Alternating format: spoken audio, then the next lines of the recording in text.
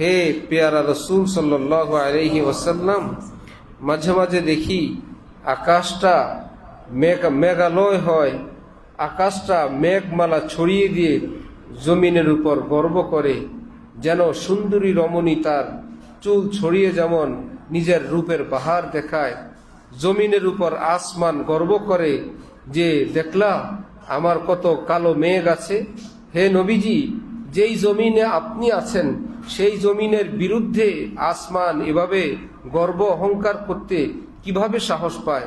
আপনার কাছে ফরিয়াদ করি, আপনি আপনার একটা চুল মুবারক আসমানকে একটু দেখাইয়া দেন তো।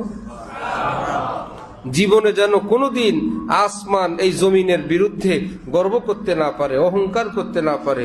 আসমান যেন কোনোদিন একথা ভাবতেও না পারে আসমান যে আমি উত্তম জমিনের চেয়ে, বরং আসমানের চেয়ে জমিন উত্তম। কারণ নবী আসমানে নাই, নবী জমিনে আছেন। যেখানে নবী আছেন সেটাই উত্তম। আসমান তুমি উপরে হইতে পারো, তোমার কাছে নবী নাই।